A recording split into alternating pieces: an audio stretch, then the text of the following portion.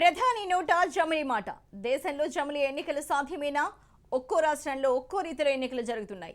ఒకసారి parliament elections, మరోసారి assembly ఎన్నికలు, ఇంకోసారి స్థానిక సంస్థలకు ఎన్నికలు. అయితే ప్రధాని నోట పదే పదే జమిలీ ఎన్నికల మాట. మరి పంచాయతీ నుంచి పార్లమెంట్ దాకా ఒకేసారి ఎన్నికలు ఎంతవరకు సాధ్యం? లోక్సభ ఎన్నికలైనా, రాష్ట్రాల అసెంబ్లీలకు ఎన్నికలైనా, పంచాయతీలు, ఇతర స్థానిక సంస్థల ఎన్నికలైనా ఒకేసారి నిర్వహిస్తేనే అభివృద్ధి సాధ్యమని ప్రధాని మోడీ చెప్తున్నారు. పదే పదే ఎన్నికలు జరగడంతో అభివృద్ధిపై ప్రతికూల ప్రభావం పడుతోందంటున్నారు. అయితే జమిలీ ఎన్నికలు దేశానికి అవసరమని మోడీ పునరుద్ఘాటిస్తున్నారు. జాతీయ ఓటర్ల రోజు జమిలీపై మోడీ క్లారిటీ ఇచ్చారు. One nation one election BJP విధానం. జమిలీ స్ఫూర్తితో ఒకే దేశం ఒకే ఓటర్ జాబితా. అయితే ఓటర్ కార్డు ఆధార్ అనుసంధానంతో పారదర్శకత ఉంటుంది. ఓటర్ కార్డును ఆధార్తో అనుసంధానం చేయాలి. ఎన్నికల ప్రక్రియలో పారదర్శకత ఏర్పడుతుందని మోడీ అంటున్నారు. దేశంలో ఓటింగ్ 75% దాటాలని మోడీ ఆకాంక్ష. లా కమిషన్ కూడా సిఫార్సు చేసింది. జమిలీ ఎన్నికలకు మెజార్టీ పార్టీలు అయితే జైకొట్టాయి. బీజేపీని వ్యతిరేకించే పార్టీలు కూడా అంగీకరించాయి. మరి జమిలీ ఎన్నికలకు సిద్ధంగా ఉన్నామని ఈసీ చెప్తోంది. జమిలీ నిర్వహణ సవాళ్లతో కూడుకున్నది. జమిలీ ఎన్నికల నిర్వహణలో ఎన్నో సమస్యలు ఉంటాయి. మరి జమిలీ ఎన్నికలకు వెళ్ళడానికి ఎన్నో సమస్యలు కనిపిస్తున్న ఈ నేపథ్యంలో రాజకీయ లక్ష్యంతోనే జమిలీ సాధ్యమన్న భావన కనిపిస్తోంది.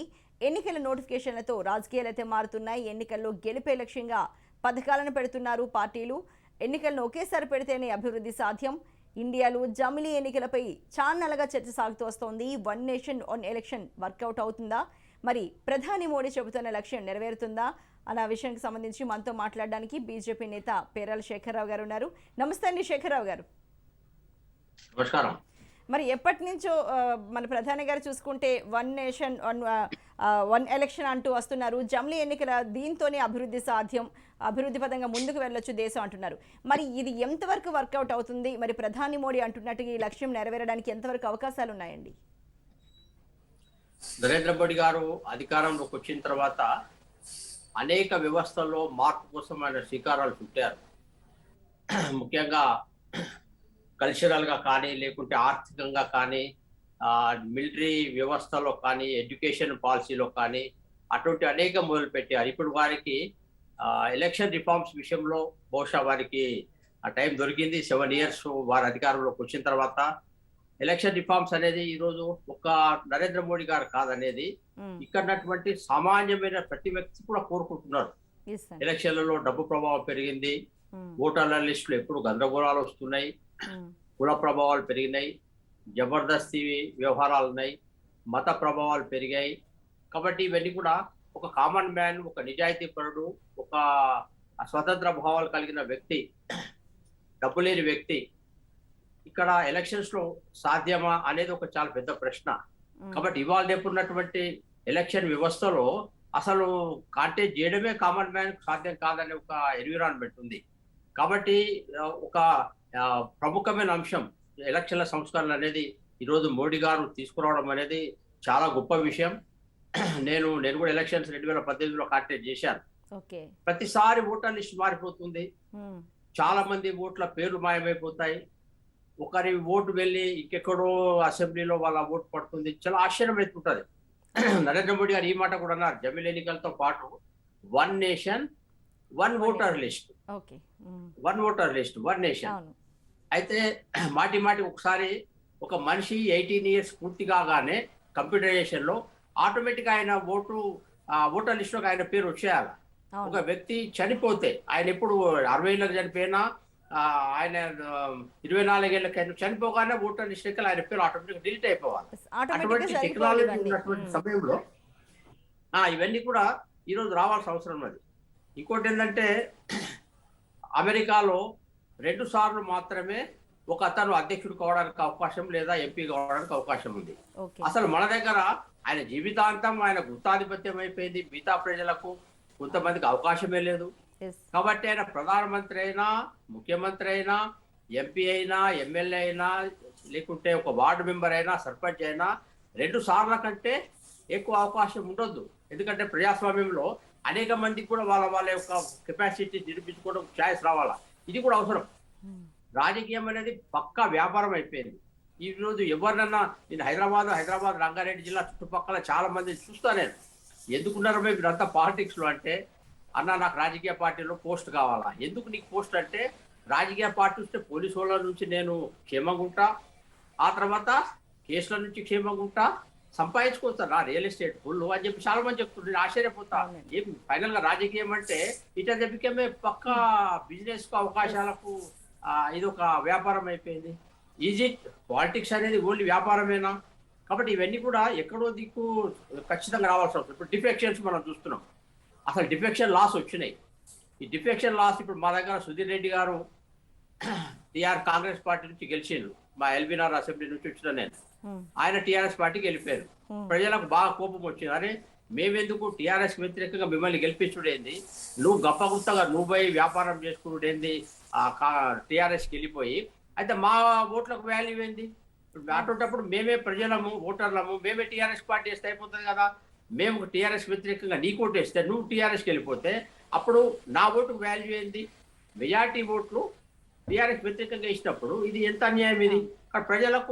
ప్రజలకు ఎవరు సమాధానం చెప్పాలి? కాబట్టి డిఫెక్షన్స్ లో కూడా చాలా చేంజెస్ రావాలా. డిఫెక్షన్ అసలు ఒకసారి ఆయన ఒక సింబల్ మీద గెలిస్తే ఆయన వేరే సింబల్ మార్చుకోదలుచుకుంటే ఆయన రిజైన్ చేసి మళ్ళీ ఎన్నికలకు పోవాల్సిన అవసరం అది. నోటాలో కూడా చాలా చేంజెస్ కావాలా. అయితే శేఖరరావు గారు మనం మరొకసారి జమిలీ ఎన్నికల విషయానికి వద్దాము.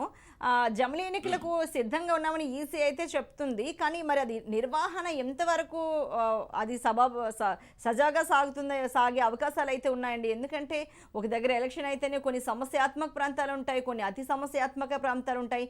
అన్నింటినీ శాంతి భద్రత నిర్వహించడానికి సరైన ఫోర్స్ కావచ్చు, లేకపోతే మిగతా అన్ని విషయాల్లో అది ఎంతవరకు సాధ్యం అవుతుందని మీరైతే అనుకుంటున్నారు? జమిలీ ఎన్నికలు అంటే అన్ని రకాల ఎన్నికలు ఒకటేసారి జరగాలని తప్ప ఒకటే రోజు జరగాలని కాదు. ఒక జమిలీ ఎన్నికల్లో వారు ఏమన్నారంటే సర్పంచ్ నుంచి లోక్సభ వరకు కూడా మొత్తం ఒకటేసారి ఎన్నికలు జరగాలన్నారు. ఒక 1 month జరగవచ్చు. అది ఇట్ నాట్ సింగిల్ డే జరగాలని కాదు. అది ఇంకో అంశం ఏంటంటే గ్రామాలలో మనం కోఆపరేటివ్ సొసైటీలలో మేము చాలా ఆశ్చర్యపోతూ చూస్తాము. ఒక్కొక్క అభ్యర్థి ఒక్కొక్కరు దాదాపు 20 ఓట్లు వేయాల్సి వస్తుంది.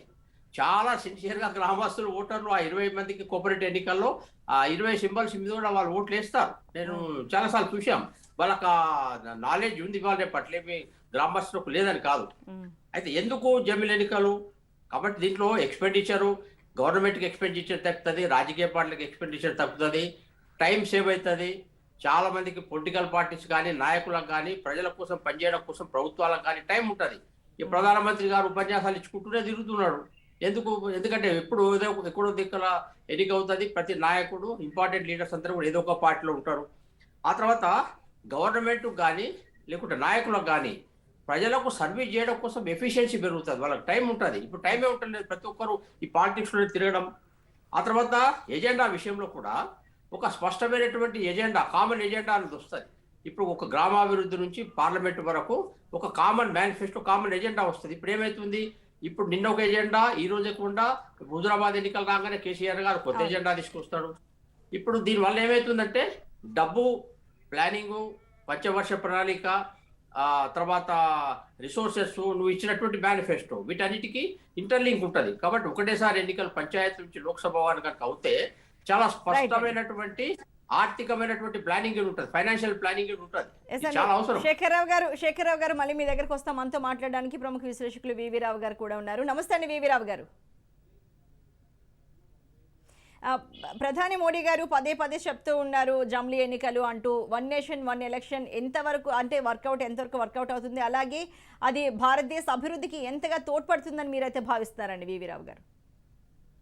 ఇప్పుడు జమిలీ ఎన్నికలు అనేది ఆలోచన ఎక్కడి నుండి మొదలైందంటే ప్రస్తుతం ఉన్నటువంటి ఎన్నికల విధానంలో ఉన్నటువంటి కొన్ని లోపాలు, ఆ లోపాల్లో ప్రధానంగా వీళ్ళు అడ్రస్ ఎన్నో లోపాలు ఉన్నాయి. ఆ లోపాలలో వీళ్ళు ఇప్పుడు ఏదైతే జమిలీ ఎన్నికలు ఉద్దేశించినటువంటి లోపము మాట్లాడేది ఏంటంటే నిరంతరం ఎన్నికలు రావడం వల్ల ఒక పక్కన ప్రభుత్వాలు వాళ్ళ యొక్క ఫోకస్ అభివృద్ధి మీద ఉండడం లేదనేటువంటి ఒక్క విషయం మీద మాత్రమే దీనంతా కూడా చుట్టూ తిరుగుతా ఉన్న పరిస్థితి మనకు కనబడతాం. అయితే దాంట్లో వాళ్ళు ఎలా సాల్వ్ చేస్తారని అంటున్నారంటే అభివృద్ధికి ఎన్నికకి 2 ముడిపెట్టినటువంటి పరిస్థితి. అంటే అభివృద్ధి ప్రతిసారి ఎన్నిక జరుగుతున్న సందర్భంలో అభివృద్ధి సాధ్యం కాదు అనేటువంటిది మూల అంశం ఇక్కడ. అయితే ఒక ఒక కోణంలో వాళ్ళు చెప్పే లక్ష్యము మంచిదైనప్పటికీ సాధ్యాసాధ్యాల విషయానికి వచ్చినప్పుడు అసలు ఇది సాధ్యమేనా? ఇప్పుడు మొన్న బీజేపీ ప్రభుత్వం రైతులను రక్షించడం కోసం ఒక రైతు చట్టాలు తీసుకొచ్చింది, అది లక్ష్యం మంచిది, కానీ ఇంప్లిమెంటేషన్ లో మళ్ళీ వెనక్కి తీసుకోవాల్సిన పరిస్థితికి వచ్చింది. అంటే ఏంటి? ఈ దేశ రాజకీయ ఆర్థిక పరిస్థితులు లేదా సామాజిక పరిస్థితులు ఎలా ఉన్నాయంటే జమిలీ ఎన్నికలకు సహకరిస్తాయా? ఎందుకంటే ఇప్పుడు ఈ రోజు మొత్తం దేశవ్యాప్తంగా విభిన్న ప్రాంతాలు, విభిన్న రాష్ట్రాలు, విభిన్న సంస్కృతులు, విభిన్నమైనటువంటి ఆర్థిక విధానాలు, ఆర్థికంగా ఆధారపడుతున్నటువంటి పరిస్థితుల్లో మనం బతుకుతా ఉన్నాం. ఇలా మన దగ్గర సౌత్ లో వరి ధాన్యం వచ్చేటువంటి సమయం వేరు, నార్త్ లో వీట్ పండిస్తున్నటువంటి రాష్ట్రాల్లో వస్తున్నటువంటి వాటి పేరు. మరి ఒక పక్కన ఈ రోజు వాళ్ళకి వెసులుబాటుగా ఉండేగా ఎన్నికలు పెట్టుకుంటున్నారు, ఇంకో పక్కన స్కూళ్ళకి ఎగ్జామ్స్ అడ్డు కాకుండా ఉండే విధంగా ఎన్నికలు పెట్టుకుంటా ఉన్నారు. ఇంకొకటి విపత్తులు, ఏదైనా కాలమాన విపత్తులు కావచ్చు, ఈ అన్ని విషయాలకు ఇప్పుడు ఫ్లెక్సిబిలిటీ ఉంది. అప్పుడు మీరు ఏదైతే చెప్తున్నారో దాంతో పాటు ఈ ఫ్లెక్సిబిలిటీతో పాటు మీరు ఒకవేళ ఈ ఎన్నికల్ని ఒకేసారి జరపగలిగితే మన ఎన్నికలు అనేటివి 3, 4, 5, 6 రకాలుగా ఉన్నాయి. ఒకటి పార్లమెంట్ ఎన్నిక, ఇంకొకటి అసెంబ్లీల వారి ఎన్నిక, ఇంకోటి స్థానిక సంస్థల ఎన్నిక, ఎమ్మెల్సీల ఎన్నిక. ఇట్లా ఈ ఎన్నికలు అన్నిటినీ ఈ మీరు చెప్పేటువంటి ఎన్నికలు సాటిస్ఫై చేస్తాయా? ఎందుకంటే ఇప్పుడు దేశవ్యాప్తంగా ఉన్నటువంటి పార్లమెంట్ ఎన్నిక వచ్చినప్పుడు ప్రజల అవసరాలు, ప్రజల ఎజెండా వేరు, వాళ్ళ ఫోకస్ వేరు, తిరిగే నాయకులు వేరు, మార్కెట్ లో అంటే ప్రజల్లోకి వెళ్ళి ఓటు అడిగే నాయకుడు కూడా వేరు కదా. అసెంబ్లీ ఎన్నికలు వచ్చినప్పుడు ఎజెండా వేరు, ఆ నాయకులు వేరు, మరి స్థానిక సంస్థలు వేరు. ఇవన్నీ ఒకేసారి ఎలా చేస్తారు? ఏ రకమైనటువంటి మేనిఫెస్టో పే చేస్తారంటే ఒక కాంగ్రెస్, ఒక బీజేపీ, 2 పార్టీలు వాళ్ళ జాతీయ పార్టీలు కాబట్టి వాళ్ళ మేనిఫెస్టో కామన్ ఉంటుంది, వాళ్ళకి సాధ్యమవుతుంది. మరి రాష్ట్రాల్లో చాలా ప్రాంతీయ పార్టీలు ఉన్నాయి, రాష్ట్రాల అవసరాలు వేరున్నాయి. ఇవన్నిటిని ఒక ఓటర్ దగ్గరికి వెళ్ళి ఒకేసారి వాడి మనసులో వాడిని చొప్పించగలిగి ఓటును మనము అక్కడ ఉన్న పరిస్థితులకు అనుగుణంగా ఓటు వేయించుకునే పరిస్థితి ఓటర్కు ఉందా? ఇవన్నీ అర్థం చేసుకొని వీటన్ని సమాధానాలు చెప్పడం అనేది జమిలికి ఎన్నికలకు సమాధానం చెప్పాల్సినటువంటి పరిస్థితి ఉంది. ఇవన్నీ సమాధానం చెప్పి అంటే ఈ అన్ని విషయాలలో సాటిస్ఫై చేయగలగాల, అప్పుడే జమిలీ ఎన్నికలు అనేటివి సాధ్యమవుతాయి. ఇవి ఎంతవరకు సాటిస్ఫై చేస్తాయి? దానికి ఇప్పటి వరకు ఒక ప్రణాళిక, ఒక ఆచరణబద్ధమైనటువంటి ఒక చర్చ, ఆ చర్చలో అందరినీ కొంతమంది స్థానికంగా ఉన్నటువంటి పార్టీలు ఫెడరలిజానికి ఇది విఘాతం అని చెప్తా ఉన్నారు. ఇలా రకరకాలైనటువంటి సమాజాన్ని, రకరకాలైన ఓటర్లని, రకరకాల రాజకీయ అవసరాలను సాటిస్ఫై చేయగలుగుతారు అనేటువంటి ప్రశ్నకి ఏదైతే ఇప్పుడు బీజేపీ ప్రభుత్వం 1 ఎలక్షన్ 1 ఓట్ అనే దానికి తీసుకొచ్చి రావడం అనేది ఇదేదో మీ సొంత లబ్ధి కోసము ఈ ఒక ఎన్నిక అనేది ఒకే నెల ఎందుకు జరగాలి? అభివృద్ధి అనేది మీరు ఎన్నిక వేసిన తర్వాత 5 సంవత్సరాలు మీరు 6 నెలలకు సంవత్సరానికి ఒకసారి ఎన్నిక పెడితేనే మీరు ప్రజల దగ్గర రావట్లేదు, 5 సంవత్సరాలకు ఒకసారి పెడితే మీరు ప్రజల దగ్గరకు వస్తారన్న గ్యారంటీ ఏంది? ఇలాంటి ప్రశ్నలు కూడా ఇలా సమాజం, ప్రజలు, పార్టీలు సంధిస్తున్నాయి. మరి వీటన్నిటి సమాధానం శేఖర్రావు గారు, మరి వివి రావు గారు ఏం అడిగారు? ప్రశ్నలు విన్నారు కదా. అంటే ఈ లక్ష్యం అయితే మంచిదే, ప్రధాని మోడీ గారు చెప్తున్న లక్ష్యం మంచిదే, మరి ఇంప్లిమెంటేషన్ వరకు వస్తే అది ఎంతవరకు సాధ్యం అవుతుంది? అలాగే ఎన్నికలు మామూలుగా అప్పుడప్పుడు జరుగుతుంటేనే ఒకసారి ఎన్నికలు గెలిచాక మొహం చూపించిన నాయకులు 5 ఏళ్ళకు ఒకసారి ఎన్నికలు అంటే అసలు ప్రజలకు ఏమైనా మొహం చూపిస్తారా అని అంటూ ఆయన ప్రశ్నిస్తున్నారు. మరి దీనికి మీరైతే ఏం సమాధానం చెప్తారండి శేఖర్రావు గారు? అంటే వీటన్నిటికీ సొల్యూషన్ వచ్చేటట్టుగానే ఎలక్షన్ రిఫార్మ్స్ ఒక నెసిటీ ఉంటుంది. ఎప్పుడైతే జమిలీ ఎన్నికలు అనే చర్చ మొదలు పెట్టామో ఓటర్ లిస్టుతో తప్పకుండా ఆధార్ అనుసంధానం చేసి బోగస్ ఓట్లను తీసేయాలంటున్నాము. అచ్చా 1 నేషన్ 1 ఎలక్షన్ ఓటర్ లిస్ట్. కాబట్టి అన్ని రకాల ఎన్నికలకు ఒకటే ఓటర్ లిస్ట్ ఉండాలా? ఇవన్నీ వారు చర్చకు లేవదీశారు. ఇప్పుడు అన్ని పొలిటికల్ పార్టీస్ కూడా వాళ్ళ అభిప్రాయాలు చెప్పొచ్చు, అన్ని పొలిటికల్ పార్టీస్ కూడా వాళ్ళ సంబంధించిన సజెషన్స్ ఇవ్వచ్చు, అన్ని పొలిటికల్ పార్టీస్ కూడా ఈ చర్చలో భాగస్వామ్యం కావచ్చు. అందుకోసమే వారు ఈరోజు జనవరి 26 సందర్భంగా, రాజ్యాంగ దినోత్సవం సందర్భంగా వారి విషయాన్ని వారు లేవదీశారు. కాబట్టి ఈ చర్చలో మీరు తప్పకుండా మీరు భాగస్వాములు కండి, మీరు మీ సజెషన్స్ ఇవ్వండి, మీ యొక్క ఒపీనియన్స్ అన్ని మీరు ముందు తీసుకెళ్ళండి. దీనివల్ల నష్టాలు ఏమైనా ఉన్నాయనిపిస్తే మీరు తీసుకురారండి, లాభాలు ఏమున్నాయో మేము చెప్తాం. కాబట్టి ప్రజలలో ఈ చర్చ తీసుకురావడం అనేది చాలా అవసరం అండి. ఇప్పుడు వారు one voter one nation one voter list అన్నారు. మనం చూస్తున్నామా లేదా? ఇప్పుడు మీరు కూడా అనుభవించిందా లేదా? ఎన్నిసార్లు ఓటర్ పేర్లు తీసేస్తున్నారు, ఎన్నిసార్లు ఓటర్లు మనం చేర్పించాల్సి వస్తుంది, ఎంత లిస్ట్ దీంట్లో ప్రాబ్లం అవుతుంది ఒక్కొక్క వ్యక్తికి. నేను వినండి వివరాలు, నేను ఈశాన్య రాష్ట్రంలో పనిచేసా. బంగ్లాదేశ్ ఓటర్ లిస్ట్ లో అతని పేరుంది, భారతదేశం సంబంధించిన మేఘాలయ ఓటర్ లిస్ట్ లో అతని పేరుంది. బంగ్లాదేశ్ లో సర్పంచ్ గా కాంటాక్ట్ చేశాడు. ఆయన మేఘాలయ సంబంధించినటువంటి బార్డర్ లో ఉన్నటువంటి గ్రామం కూర్చొని అక్కడ ఆయన కాంటాక్ట్ చేశాడు. నేను అవన్నీ ఎలక్షన్ కమిషన్ కి ఇచ్చాను. ఇంత అన్యాయం ఏందండి, వేరే దేశంలో ఓటర్ మన దేశం లేదని. కాబట్టి ఇప్పుడు ఇవన్నీ కూడా మనం అర్థం చేసుకోవాలా. ఓటర్ లిస్టు ఆధార్ అనుసంధానంతో చేసి ఇప్పుడు గ్రామంలో ఒక ఓటరు, ఆ తర్వాత హైదరాబాద్ లో ఒక ఓటు, జిల్లా హెడ్ క్వార్టర్ ఒక ఓటు, ఎంతమందికి లేవండి? ఎంత అన్యాయం ఇది. కాబట్టి ఇవన్నీ మనం రిఫార్మ్ చేయాలి. ఇప్పుడు ఎలక్షన్ ఓటు పర్సంటేజ్ కూడా ఎందుకు తక్కువ అవుతుందంటే, ఇప్పుడు మా ఎల్బీనగర్ అసెంబ్లీలో 5.5 లక్షల ఓట్లు ఉన్నాయి. 2 లక్షల మంది వాళ్ళ విలేజ్కి వెళ్ళిపోతారు. ఇక్కడ వాళ్ళ ఓటర్ లిస్ట్ వాళ్ళ పేరు ఉంటుంది. వాళ్ళు సరిగ్గా ఎన్నికల రోజున మాక్సిమం వాళ్ళ విలేజ్కి వెళ్ళిపోతారు. మనకు ఓటర్ పర్సంటేజ్ ఎంత అయిందంటే 50%, 45%. రీజన్ ఏంటంటే అసలు ఓటర్ల లిస్ట్ లో పేరుండి ఆయన పోయి వాళ్ళ విలేజ్ లో ఓటు వేసుకుంటున్నాడు. ఎందుకు ఈ బోగస్ వ్యవహారాలంతా? కాబట్టి ఎక్కడో దిక్కు నువ్వు ఓటర్ పెట్టుకో, నువ్వు గ్రామంలో పెట్టుకో, లేకుంటే హైదరాబాద్ లో పెట్టుకోండి. కాబట్టి ఇవన్నీ కూడా ఈ రిఫార్మ్స్ అన్ని చాలా అవసరం. ఒక నిమిషంలో చెప్పండి, సమయం అయితే చాలా తక్కువ ఉంది. ఇప్పుడు ఒకటండి, ఇప్పుడు మీరు చెప్పే కారణాలకి అసలు సమస్యలకి ఎంతవరకు మీరు చెప్పే కారణాలు సమస్యలకు ప్రజలతో సంబంధం ఉంది? నేను ఇవాళ మీరు చెప్తున్నటువంటి సమస్య కొన్ని కాన్స్టిట్యుయెన్సీలో 80%, 90% కూడా పడుతుంది. కానీ ప్రజలు కోరుకునే సమస్యలన్నీ సాల్వ్ అవుతాయా? మీరు అసలు విషయాల పార్టీలలో అంతర్గత ప్రజాస్వామ్యం లేదు, పార్టీ ఫండ్ ట్రాన్స్పరెంట్ గా లేదు. ఇవాళ మీరు ఇచ్చేటువంటి స్థానిక సంస్థలకు సాధికారత చేయదు. అక్కడ ఢిల్లీలో కూర్చున్నటువంటి మోడీ డబ్బులు పంచుతా అంటే దానికన్నా దీటుగా రాష్ట్రంలో కేసీఆర్ పంచుతా అంటాడు. కానీ మీ ఇద్దరు కూడా ఇక్కడ స్థానిక సంస్థలకు డబ్బులు ఇచ్చి ప్రజల ముందు పాలన పెట్టే విషయం ఎవరు మాట్లాడరు. ఓటు ఇవాళ జాబితాలు గ్రామాలలో ఇతర సమస్యల గురించి మాట్లాడాలంటే మనం డిస్కస్ చేయొచ్చు. బట్ ఇది ఇతర సమస్యల గురించి టైం కాదు. రెడ్డి